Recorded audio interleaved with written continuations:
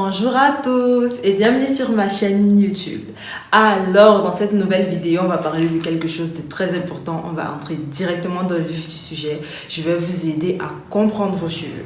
À quoi ça va servir de comprendre vos cheveux? Ça va vous permettre de choisir des soins le mieux adaptés pour vos cheveux. Vous comprendrez enfin de quoi est-ce que vos cheveux ont besoin en fonction déjà, 1, de leur type, 2, de leur porosité et 3, de leur épaisseur. Donc, on va commencer cela tout de suite.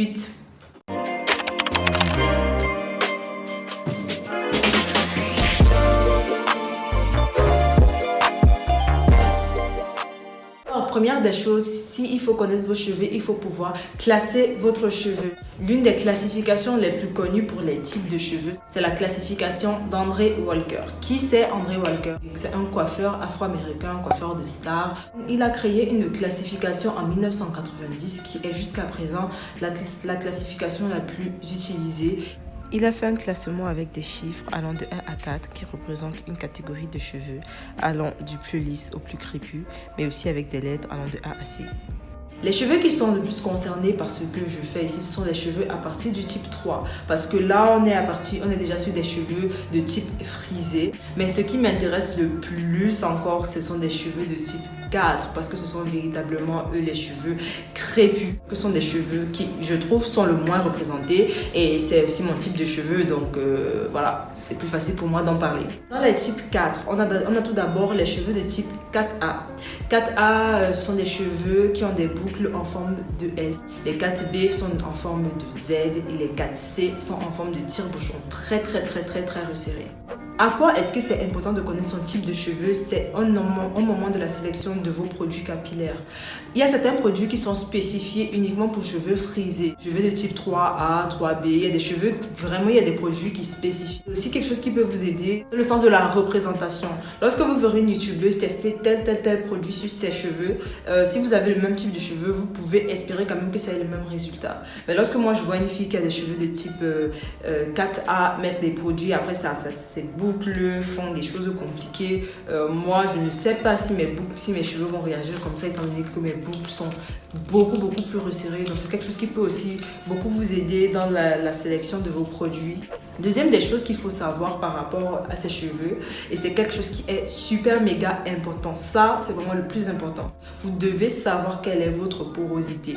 La porosité, c'est la capacité ou l'incapacité qu'ont vos cheveux de retenir l'eau ou alors les produits que vous leur appliqués dans votre cortex. Alors lorsque on analyse la structure du cheveu, on voit qu'il y a d'abord une première couche qui est constituée de cuticules et c'est ça qui détermine quelle sera votre porosité. Si vos cuticules sont fermées, vous avez une fermée ou alors très légèrement ouvertes, vous avez une faible porosité. Ils sont moyennement ouverts, vous avez une moyenne porosité et ils sont très ouverts, vous avez une forte porosité. En fonction de votre type de porosité, il y a certains produits qui vous seront conseillés et d'autres qui vous seront déconseillés parce que là ça aura beaucoup d'effets sur la sécheresse, sur l'effet cassant, sur le côté, bref c'est quelque chose qui peut véritablement vous changer votre vie capillaire si vous appliquez bien les choses. Comment est-ce que vous faites pour vérifier votre porosité? C'est très simple, il y a plusieurs techniques mais la technique la plus efficace d'après moi c'est la technique du verre d'eau. Vous prenez un verre d'eau, vous mettez une mèche de cheveux dans ce verre d'eau. Maintenant si la mèche de cheveux va tout au fond du verre, ça signifie que vous avez une forte porosité, donc les écailles sont très ouvertes et elles assortent. Si la mèche de cheveux va au milieu du verre, ça signifie que vous avez une porosité moyenne. Et si la mèche de cheveux flotte au-dessus du verre, ça signifie que vous avez une porosité faible. Maintenant, quel est l'impact de la porosité dans le choix de vos produits capillaires? Des personnes qui ont une faible porosité ont des conseils généralement des soins protéinés. La protéine est là pour combler les brèches de votre fibre capillaire. Elle maintient l'élasticité, elle lutte contre la casse normalement. Sauf que vous qui avez les cuticules assez resserrées et pratiques, certaines même pratiquement fermées, lorsque vous venez combler les brèches, c'est-à-dire le petit trou qui reste pour que l'hydratation puisse entrer, vous êtes en train de vous offrir un contre-soin, quelque chose qui va être plutôt nocif pour vous parce que l'hydratation ne pourra plus pénétrer dans vos cheveux, vont devenir plus secs, plus rêches, plus cassants. Donc on déconseille généralement des soins protéinés. Vous pouvez le faire, oui, mais vraiment de temps en temps, genre une fois par mois et encore même, Voilà. Donc lorsque vous devrez acheter des shampoings, des masques et tout, vérifiez bien qu'il n'y ait pas de protéines dans vos produits. Quels sont les exemples de protéines que vous pouvez éviter? Il y a la protéine de riz, la protéine de soie, la protéine de blé, il y a les laits de coco, d'amandes douces, il y a aussi de la spiruline et il y a des œufs. Préférez plutôt l'utilisation des humectants. Comme humectant, vous pouvez avoir du gel d'aloe vera, de la glycérine végétale ou animale, bref. Parfois du miel. Aussi, lorsque vous avez des cheveux faiblement poreux, préférez l'utilisation de la chaleur. Lorsque vous mettez un masque, mettez un casque chauffant ou alors tout simplement lavez vos cheveux avec de l'eau tiède ou chaude. Pourquoi? Parce que la chaleur ouvre les cuticules. Vous avez un problème de cuticules resserrées, mettez de la chaleur pour que les cuticules puissent s'ouvrir et que tout le soin, toute l'hydratation puisse entrer. Aussi au niveau de l'utilisation de l'huile, parce que il faut que vous sachiez que dans l'entretien des cheveux naturels, la méthode pour tous les types de cheveux qui est préconisée, c'est la méthode LOC, Liquid Oil Cream. Qui signifie quoi? Vous devez d'abord mettre quelque chose de liquide sur vos cheveux. Ça peut être de l'eau, ça peut être un leave-in conditioner.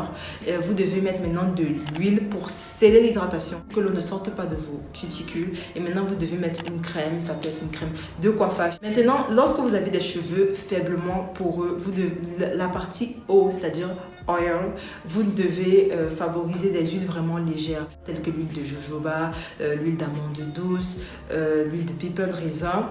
Évitez les huiles à grosses molécules, telles que l'huile de ricin, ces huiles vraiment lourdes. Maintenant, pour les cheveux moyennement poreux, franchement, on peut dire que eux, ce sont les rois de la jungle. Vous voyez, eux, ils n'ont vraiment pas de problème. Vous pouvez utiliser des soins protéinés, bien que pas trop, de time on time, voilà. Vous pouvez les utiliser, vous pouvez faire vos soins, vous pouvez utiliser des huiles parfois un peu plus lourdes, ça ne dérange pas trop, mais encore faudrait-il que tout cela soit assez modéré quand même. Maintenant, les cheveux fortement poreux. Normalement, vous devez vous dire que si c'est fortement poreux, ça signifie que l'hydratation va bien entrer. Eh bien, vous avez totalement raison. Sauf que l'hydratation entre, en effet, mais c'est ouvert. Du coup, l'hydratation ressort aussitôt. Les cheveux fortement poreux, ça peut être pour plusieurs raisons. Ça peut être génétique, ça peut être parce qu'ils sont abîmés à cause de la chaleur, de la teinture, à cause du vent et à cause aussi du temps. Parce que de la racine aux pointes, vos cheveux deviennent un peu plus poreux. Les cheveux fortement poreux, qu'est-ce qui est bien pour vous? Insistez sur le leave-in. Utilisez un bon leave-in conditioner. Généralement, on vous conseille des leave-in assez crémeux. Et maintenant, pour sceller votre hydratation, on vous conseille des huiles un peu plus épaisses. Vous pouvez aussi utiliser de l'huile de ricin. Il y a plein d'huiles comme ça que vous pouvez utiliser pour sceller votre hydratation. Vous pouvez utiliser des beurres, c'est quelque chose qui sera vraiment, véritablement bien pour vos cheveux. Il faut éviter la chaleur parce que la chaleur, comme je vous l'ai dit, ça ouvre les cuticules. Sauf que vous avez déjà les cuticules assez ouvertes. Donc ce que vous devez plutôt faire, c'est privilégier la fraîcheur. Donc lavez vos cheveux à l'eau froide, ça va vous permettre de resserrer un peu plus vos cuticules.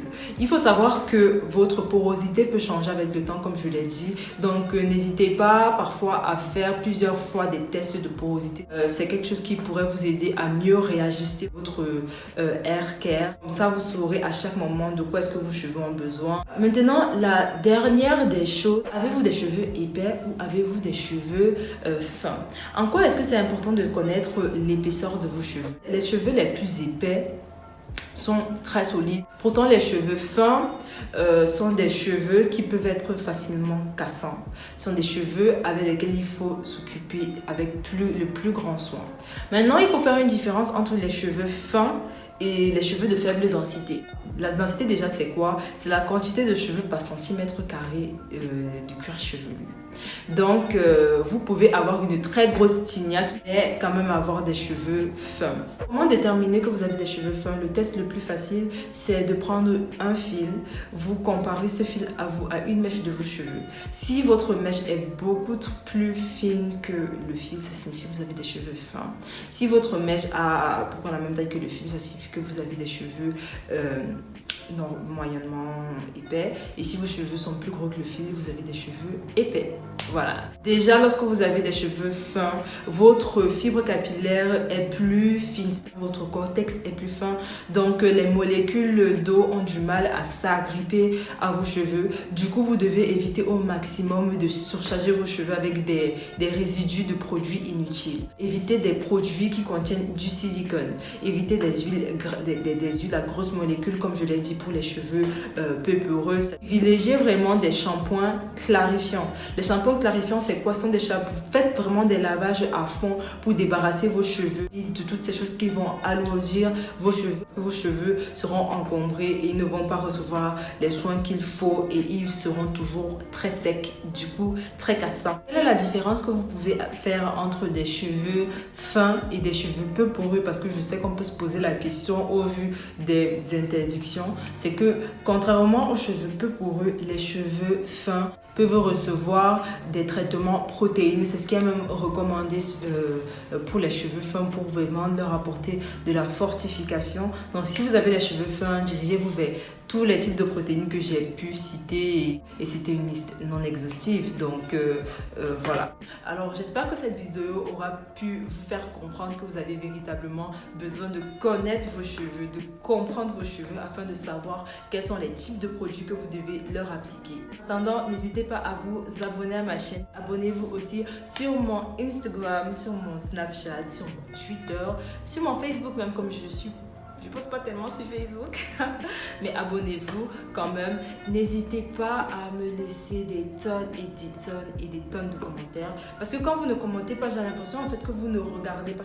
J'ai besoin de vous sentir une certaine interaction dans cette chaîne. Parce que ce que je suis en train de faire, je suis en train de le faire pour vous. Si vous avez des questions, si vous avez des suggestions, si vous avez des préoccupations, bah, dites-le moi en fait sur tous mes réseaux. Okay. Moi, ça me fait extrêmement plaisir de vous avoir pour cette nouvelle vidéo, une nouvelle vidéo du guide du cheveu naturel de Joanna Bika. Si vous avez manqué ma première vidéo, je vous invite à aller la regarder quelque part là. Voilà. Et je vous dis à la prochaine pour une nouvelle vidéo. Je vous fais plein de bisous. Bye bye.